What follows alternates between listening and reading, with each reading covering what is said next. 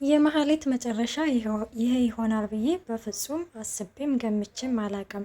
እኔ እንደውም ማሳስታ ብሩክን የራሷ ታደርገዋለች ብዬ ነበረ። መሀሌት በተንኮል እንደምትታወቅ ሁላችንም እናውቃለን። ብዙ ነገር አደርገዋለች። እናም ብሩክ በነገራችን ላይ በባለፈው ክፍል እንደተመለከት ነው ተመልሶ አብሯ ሲተኛ፣ እንዲሁም ደግሞ ቅድስትዬም በመሀሌት ፊት ሲናገራት ማለት ይሄ ሰውዬ ተመልሶ ከሷ ጋር ሊሆን ነው ምናምን ነበር ያልኩት። በጣም ነበር የፈራሁት። እናም እሷም ራሱ እቅዶችን ሳላሳካማ ወዴትም አልሄድም እያለችም በጣም እየተደሰተችም ነበረ።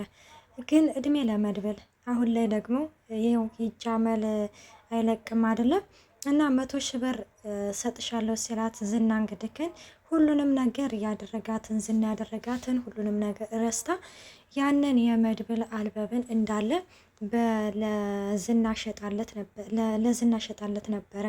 መድብል በዚህ ጊዜ በጣም ነበረ ቀውስ ያለው። ምክንያቱም የልጅነት ህልሙን ነው ያጨለመችበት።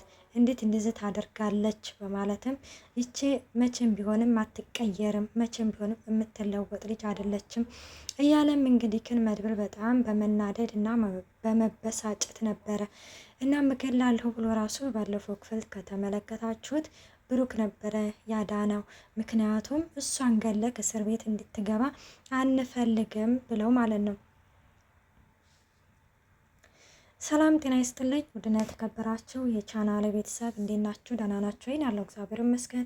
ለዚህ ቻናል አዲስ የሆናችሁ ሰብስክራይብ በማድረግ ቤተሰብ ይሁኑ። እንዲሁም ነባሮች ስለምታበረታቱኝ እጅግ አድርጌ አመሰግናለሁ። ተወዳጅና ልብ አንጠልጣይ የሆነውን ምሳሌ ድራማ ይዘንላችሁ ቀርበናል።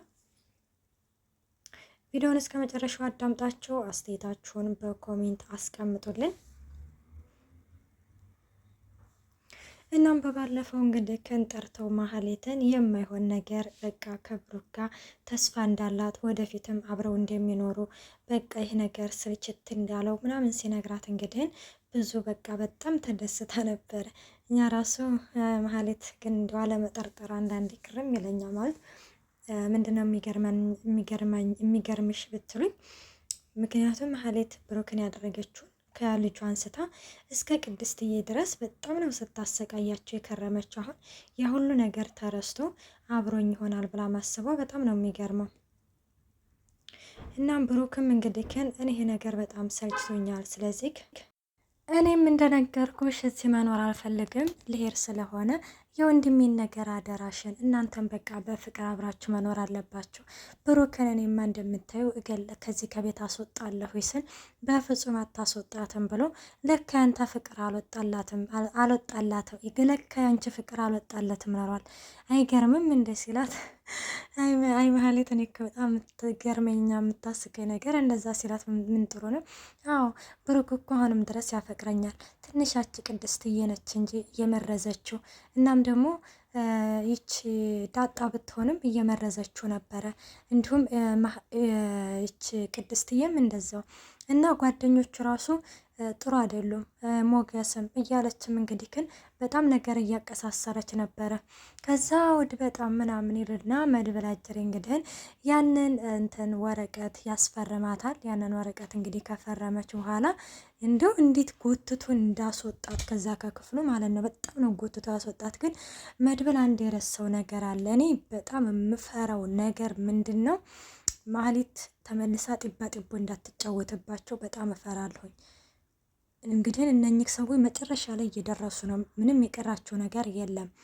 እናም እንግዲህን የማህሌት ስሟን ማስፈረም እንግዲህ ይህንን ነገር መርሳት የለባቸውም ነበረ። መርሳት ሳይሆን አልጽፍም ስትላቸው ነው መጻፍ አለብሽ፣ ስሟን መጻፍ አለብሽ። እኔ ይሄ ነገር በጣም አላደለ የሆነ እየከነከነኝ ነው።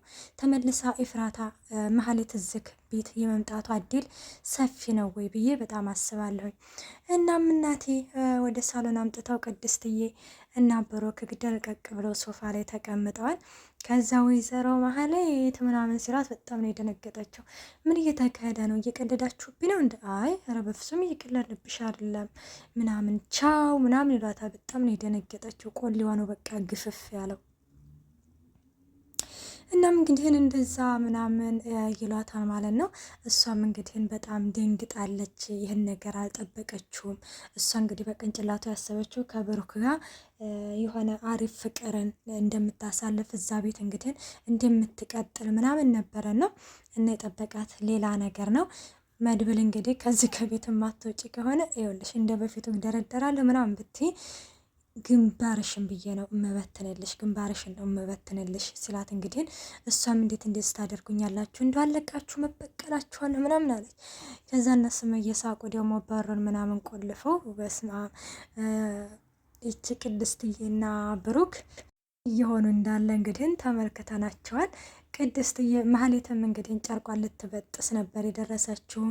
ግን ያችው አሳረኝ ኤፍራታ በነገራችን ላይ ደውላ ስልክ በቃ እኔ የራሴን ህይወት መኖር እፈልጋለሁኝ ምናምን ብላት እንግዲህ ግን የሆነ ስልክ ሁሉ ዘግታባት ነበረ ከሚገርማቸው ነገር እና ሚዜ ሆነሻለሁ ራሷ ስታት አይ በፍጹም አያስፈልግም ነበር ያለቻት። እናም ብሩክ እንግዲህ ከዛ ከቤት አይ ነው እንዴ ሰርፕራይዝ እኮ ነው እያለት ነበረ። ደግሞ አሁን ላይ ከተመለከታችሁት ሰርፕራይዝ ነው ማህሌትዬ፣ እኛ እኮ ምን ትላለች ውይ እንዲሁ ነፍሳቸው አይማርም። በቃ ዛሬ ማህሌትን ያደረጓት ስራ ነፍሳቸው አይማርም። የሆነት አንድ ጎንም ተናደጃለሁ፣ አንድ ጎንም አናዳኛለች። እኔ ማህሌት ማለት ነው ጥሩ ስራ ሰርታለች እያልኩኝ አይደለም። ብዙ የማይረሱና ይቅር የማይባሉ ነገሮችን አድርጋለች። ግን በዚህ ልክ ግን እንደዚህ ያደርጓታል ብዬ እኔ በፍጹም አልገመትኩም። ማለት አለ አይደለ እኔ በቃ እንደዚህ ያደርጓታል ብዬ ገምቼም አስቤም አላቅም። ከዛ ላይ ቶሎ ሰርፕራይዝ እኮ ነው እኛ እኮ ቆይ እስቲ ምን ትላለች ምናምን ብለን ነበረ ሲል ከዛ ብሩክም እንግዲህ ግን የማህሌትን እጅ የቅድስትዬን እጅ እየያዘ እኔ እኮ የመድብል እኮ ነው ምን ትላለች ምናምን ቆይ እስቲ እንያት ብሎኝ እኮ ነው ሰርፕራይዝ ምናምን ብሎ ከዚ አይ አይደለም የኔ ቆንጆ ሰርፕራይዝ እኮ አይደለም ነይ ቆይ መውጫ ወደ አሳይሻለሁ ብሎ በሩን የከፈተላታል። እንዴ ቆይ እና እስካሁንም ሰርፕራይዝ እየጠበቅሽ ነበር እንዴ? ቆይ እናንተ እየቀለዳችሁብኝ ነው እንዴ ምናምን ስትል ወይ እንደዛ ነው እንዴ? አንቺ እስከ ዛሬ ምንድን ነበር ስታደርገን የኖርሽው? ሰርፕራይዝ አይደለም እንዴ? ቆይናና ይኸውልሽ እኔ እንደውም አብሬሽ የተኛሁት አላት ብሩክ ማለት ነው። ገላሽን ምን ያህል እንደተጸየፍኩት እንድታቂ ነው አብሬሽ የተኛሁት እሺ ምናምን አላት። በጣም ነው የሚያሳፍረው። እሷ ግን ምንድን ነበር ያለችው? አርግዣለሁኝ እንደዚህ እኮኛለሁ ምናምን እያለች ነበረ ለቅድስትዬ ስትነግራት። እንግዲህ ቅድስትዬም እውነት ነው ወይ ይህ ነገር እውነት ነው ወይ ብላ ለማመን ትንሽ ነበር የቀራት። ገባችሁ? በእርግጥም ትክክል ነው ቅድስትዬ። አሁን አንድ ወንድና አንድ ሴት አንድ አልጋ ላይ ተኙ፣ አንድ ጋር አደሩ ሲባል ማንኛውም ሰው የሚገምተው ነው እና እሱ እንግዲህ አላደረኩም ቢልም እሷ ደግሞ እንደዚህ ልጅ ነፍሰ ጡር ነኝ ምናምን እያለ ስትለው በጣም ነበር የተሰማት፣ በጣም ነበር የተረበሸችው። ገባላ አይደለ በቃ ወደ ሀገር አሰናብቶኝ እስከ ማለት ድረስ ነበረ የደረሰችው ማለት ነው። እና ዛሬ ላይ እንግዲህ ግን በሁሉም ፊት ተናገረ። እኔ አንቺን ገላ ምን ያህል እንደተጸየፍኩት እንድታቂ ነው አብሬሽ ያደርኩት ከገባሽ ብሏታል ማለት ነው። እና ያንን በር ከፍትላትና ያስወጣታል ከዛ ከቤት። እሷም እንግዲህ አለቃችሁ መበቀላችኋለሁኝ እያለች ነበረ። ካሌብ ሞሲሳ ደግሞ የችን የመሰለች ልጅ እንግዲህ የትትናን ኩላሊት ለሌላ ለ70 ዓመት ሽማግሌ ነበራል እንግዲህ ተለግሳለች አለው ዝና።